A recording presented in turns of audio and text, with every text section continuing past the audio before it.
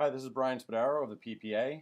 Welcome to our first Ustream broadcast. We're going to start our video presentation now, and then immediately following, you will have a question and answer session with John Pappas, our Executive Director. Thanks for joining us. Enjoy.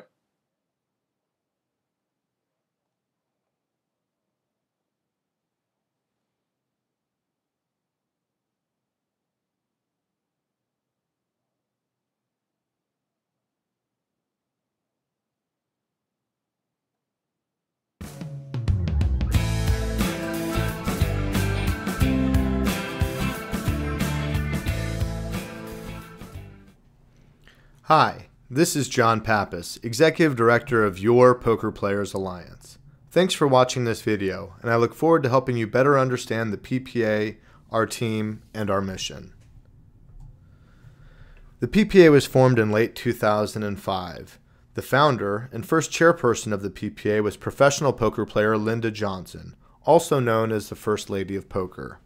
She and others in the poker community saw that even as the game was rising in popularity, it was coming under greater legal and political scrutiny. The PPA was formed to give poker players a voice in politics and in the courts. From these humble beginnings, the PPA has swelled into a grassroots advocacy and legal force. Today, we are proud to claim over 1 million poker advocates as part of the PPA. Together, we promote the game and protect the right to play poker in all of its forms. The PPA's mission is to establish favorable laws that provide poker players with a secure, safe, and regulated place to play. Through education and awareness, the PPA seeks to keep poker free from egregious government intervention and misguided laws. The PPA is committed to defending the rights of poker players. On behalf of our broad membership, we promote and protect poker through advocacy work in Washington, D.C. and throughout the nation. The Poker Players Alliance works with key lawmakers to ensure a thoughtful and productive dialogue that represents everyone who enjoys and wants to protect the game. The Poker Players Alliance is empowering poker players and enthusiasts just like you to deliver positive messages about the game and why it should be protected to federal, state, and local elected officials. As Executive Director of the PPA, I lead the day-to-day operations of the organization. I direct the PPA staff and our outside consultants, and I work directly with the PPA Board of Directors to shape the direction of our advocacy efforts. I have nearly 16 years of political and public policy experience. I have spent 6 years on Capitol Hill working for the United States Congress. Over the years, I've worked on a wide variety of grassroots initiatives and political campaigns. Before coming to the PPA full-time, I was an outside consultant who helped the PPA establish its public relations and political presence in Washington, D.C. Rich Muni, also known by many as in the poker community as the Engineer, serves as the PPA's Vice President of Player Relations. Rich is the eyes and ears of the organization and often serves as a first line on interaction with poker players throughout various forums. Each day, Rich develops an action plan for our members and all poker players. The daily action plan gives players the tools and direction to contact relevant lawmakers. Through Rich's tenacious activism, the PPA has become one of the most recognized single-issue advocacy groups in the country. Prior to being named Vice President of Player Relations, Rich made his living at the tables as a professional poker player. Prior to that, Rich was a mechanical engineer for GE Aviation. Patrick Fleming is a longtime board member of the PPA, and he serves as our director of the Litigation Support Network. I refer to him fondly as the poker community's consigliere. Patrick developed the Litigation Support Network in response to an alarming increase in enforcement actions against poker players. Through his work, the PPA has helped defend poker players in courts across the country, and he has built the foundation for leading arguments for why poker should be considered a game of skill. Over the years, Patrick has worked to develop amicus briefs, compile studies, and prepare expert witnesses on skill versus chance arguments. Patrick is a full-time attorney and continues to operate as a sole practitioner in New Hampshire. He lives in Portsmouth with his wife, Janet. The PPA's grassroots team is headed up by Drew Lasofsky. Drew is a longtime political operative with deep connections at the state and federal level. Working with the PPA team and our outside consultants, Drew manages our grassroots campaigns, regional town hall meetings, the PPA State Director program, as well as our volunteers. A Montana native, Drew is an avid outdoorsman and has a passion for pigeon racing. Brian Spadaro has been with the PPA since 2007. Under his watch, the PPA membership has grown year in and year out, and our member benefits have been refined and expanded. Brian also manages the PPA's Political Action Committee, Poker PAC. Poker PAC allows the PPA to fully engage in political advocacy for lawmakers who support or oppose your right to play poker.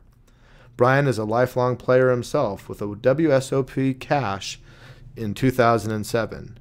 He came to the PPA from the American Medical Association so he could be more involved for the fight for poker rights.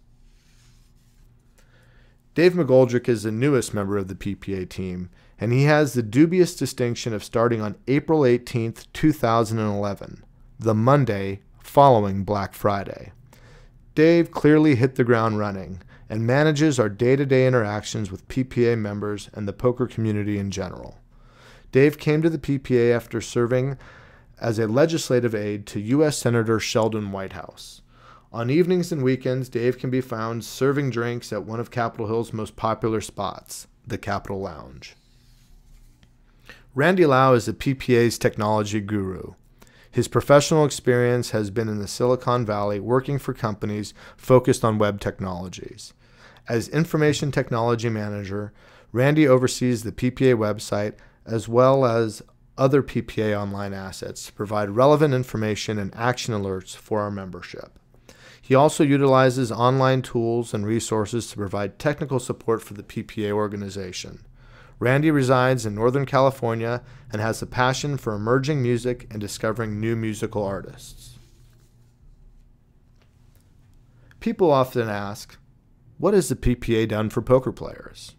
First, we must remember that the PPA is not a them. It is an us. We are an organization of players, and we empower the community to take action. Because of the PPA, the poker community now has a recognized voice in Washington, D.C. and state capitals across the country.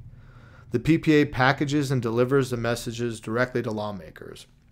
We have changed the debate about poker, and especially internet poker.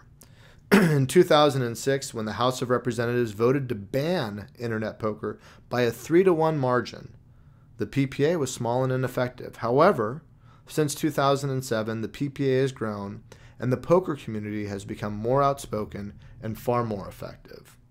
Since that 2006 law, we have changed the debate in Washington and throughout the country. It is no longer a question of banning internet poker, but how do we best regulate the activity?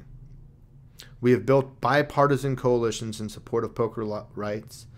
We have had bills introduced, numerous hearings where poker players and industry experts have testified before Congress and state legislatures. And today, we are beginning to see the fruits of our labor. New Jersey, Nevada, and Delaware already have internet gaming laws on the book. And each day, we are working with more and more states to establish regulation of internet poker. We have come a long, long way. And it's not just internet poker we are defending. Just last year, the PPA played an instrumental role in passing a ballot initiative in Maryland that will bring table games to the state's existing slot machine casinos. We have been active in states like Florida and Colorado and helped pass bills that would raise betting and buy-in limits in those states' card rooms. Our legal efforts have helped separate poker from laws aimed at unlawful gambling, and most recently, a federal court ruled that poker is a game of predominant skill. PPA and its team played a significant role in this historic decision. We have built a powerful nationwide grassroots network. Each and every day, thousands of poker players are contacting their local, state, and federal officials, urging them to support pro-poker legislation. We have gone beyond traditional grassroots and are on the leading edge of social networking advocacy. I can't tell you how many times I've met with a lawmaker who has told me that of all their constituencies, they hear from poker players the most. I am proud of what we've built together, and I'm looking forward to our future accomplishments. As we look towards the future, I want to share some specific goals with you. Obviously, expanding regulated online poker is a key priority for the PPA. Today, we are working in several states, including California, Iowa, Illinois, and Pennsylvania, on legislation to license and regulate online poker. This effort will continue to expand, and our main objectives are to ensure that these state bills include strong consumer protections and player-friendly provisions that will enhance the online experience. We are also keeping a close eye on potential federal legislation.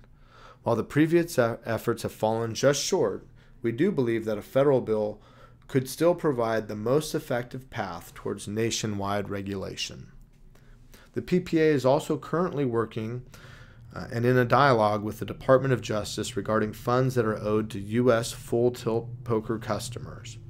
We are strongly advocating for 100% return of player account balances, and we are providing the DOJ with guidance on a streamlined remission process. We have built a lot of goodwill with the department, and our input is being given full consideration.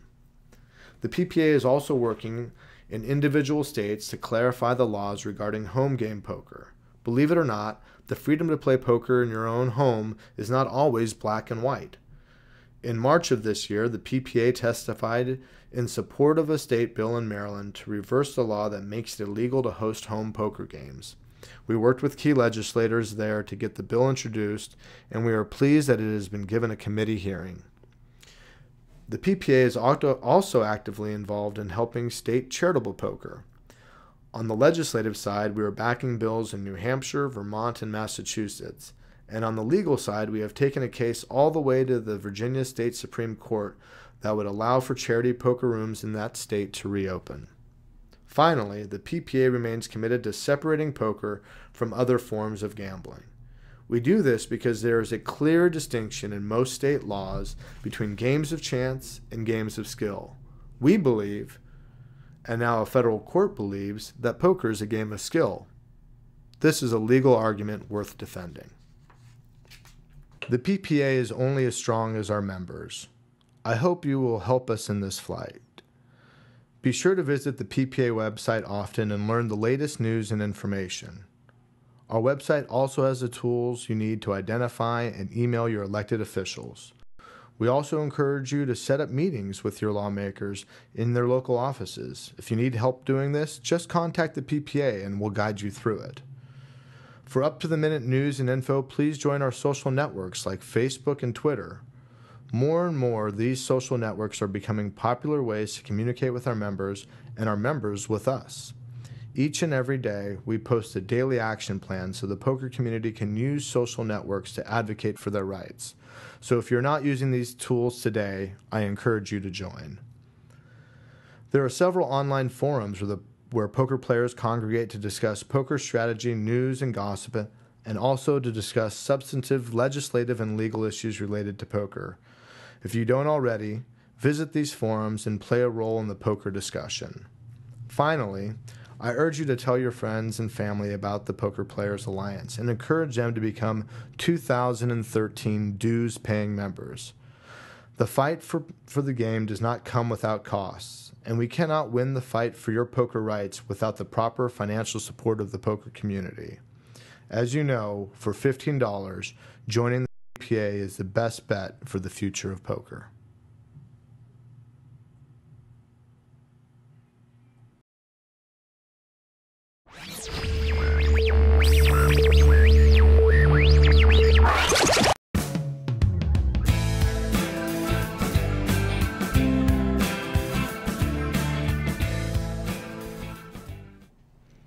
Hi, this is John Pappas, Executive Director of Your Poker Player.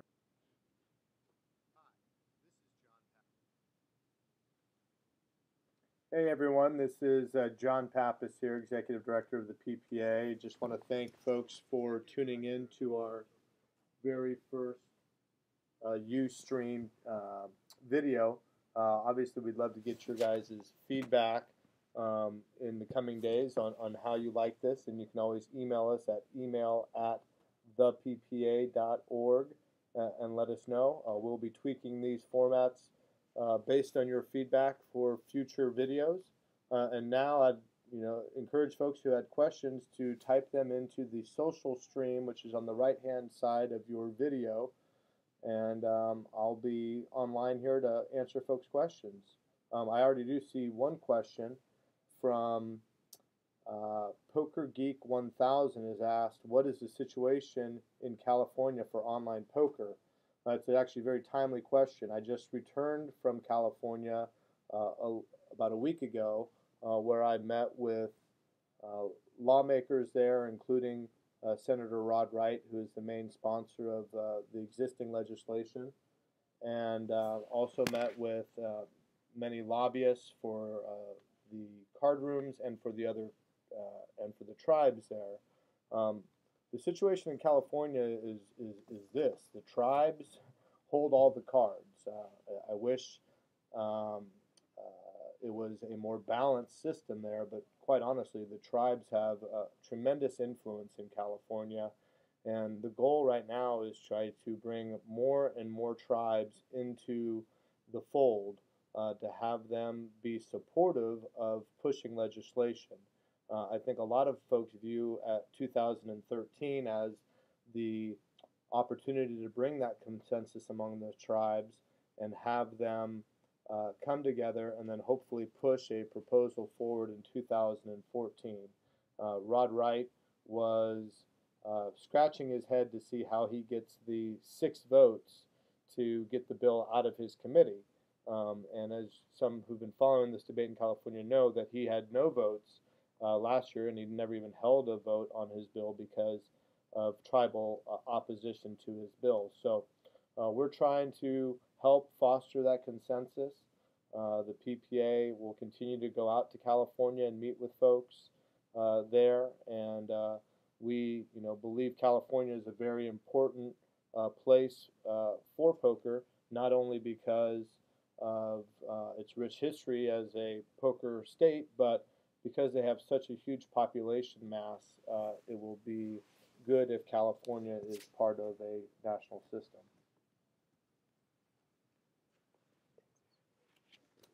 I'm looking at a question regarding from Cliff Vett on FPT players getting their money back, and this is again timely. As folks may know, just last week the Department of Justice announced that they've hired a third-party claims administrator who will be responsible for the remission process. That in itself doesn't answer the largest question which players have, is when am I going to get my money back and how much of my money am I going to get back? So the PPA has been fighting hard for the second half of that question. This is to make sure that you get back 100% of your money that you had on balance with full tilt when Black Friday struck.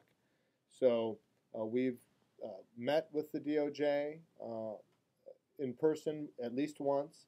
We've had numerous email exchange and have sent them 2 comprehensive memos that outline all of the legal and practical reasons for a remission process that is both streamlined but also gets players 100% of their balances.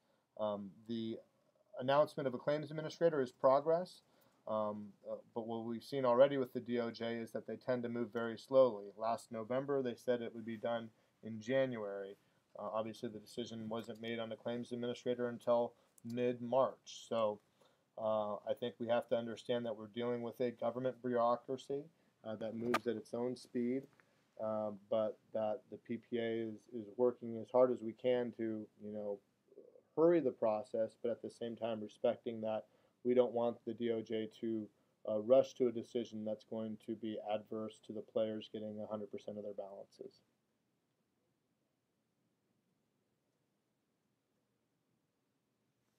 The question from Bring Poker Tom. I'm sorry, I'm guessing bring poker probably to Minnesota. Uh, any updates on Iowa as it is obviously ahead of Illinois for the Midwest in online poker? Unfortunately, Iowa bill was declared dead not more than 2 weeks ago. Senator uh, Danielson, I believe, is the main sponsor of the bill there, and he confirmed that he did not have consensus to bring his proposal forward this session. We have seen some progress in Iowa, though.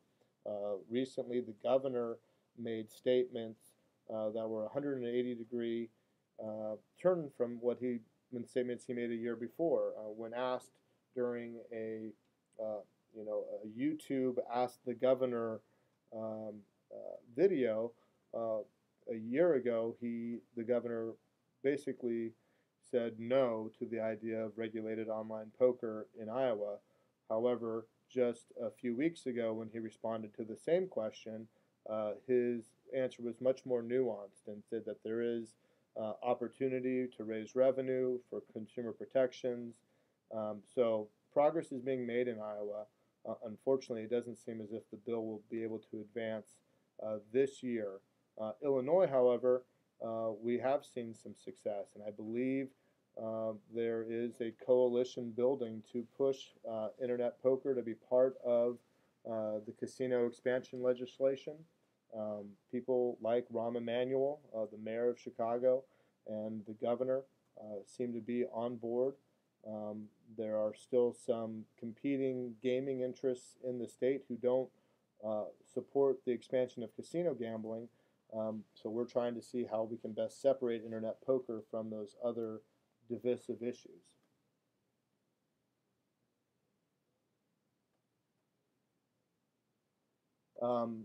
Question regarding the White House petition. We actually have done a White House petition in the past. I believe we had well over 10,000 signatures, and we did receive a response from the White House. The White House responded this last summer, and they were what we can do is email an individual. If you want to see the response from the White House, please contact us, and we can email you the White House response.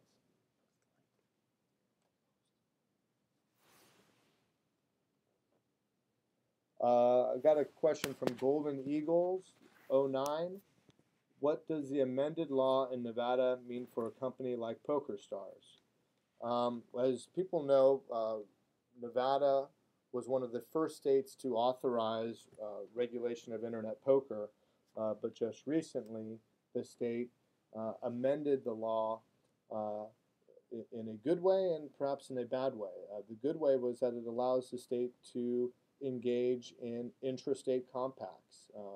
As anybody who's an online poker player knows, liquidity is extremely important, and having a critical mass of players on a site will further enhance the consumer experience. And Nevada, with a small population, wasn't really going to be able to support internet poker on an intrastate basis. So interstate compacting is very key. An unfortunate byproduct of this amended bill, though, is a provision that would prevent any company who's accepted play since December 31st, 2006 from being a licensed operator in the state of Nevada. So that would mean a company like PokerStars would be precluded from being licensed in Nevada. I think that's an unfortunate situation because PokerStars is a well-known brand. They are the global leader for internet poker. I think they would bring a lot of expertise to the Nevada marketplace, and the customers, I think, would really enjoy playing on those sites. In fact, we surveyed our membership after that law was passed and signed into law and find that more than 90% of our members who responded, and it was a sizable response rate, said that they would like the opportunity to play on PokerStars or an online site operated by PokerStars software. So we're we were pleased to see that that type of language wasn't included in New Jersey, and we're hopeful as we move to other states that they will see the wisdom of not excluding certain operators that could bring a valuable product to consumers. And vaccines, thank you for your comments. I want to, personally just thank Rich Muni and Patrick Fleming and my whole team here, who you guys got to learn a little bit better about through our video. We are a lean and mean staff here at the PPA, and we try to do what we can with the resources we can, and I think we're achieving quite a bit, particularly when you think that the political winds were so far against us, or pushing so hard against us, not more than 2-3 years ago, and I think we've completely shifted it in a new direction, and we're really looking forward to what the future holds. Thanks again for everybody for joining, and again, if you have any questions or concerns, please just email us at email@theppa.org. And I appreciate you joining us today. And this will not be the last. We'll be doing these down the road.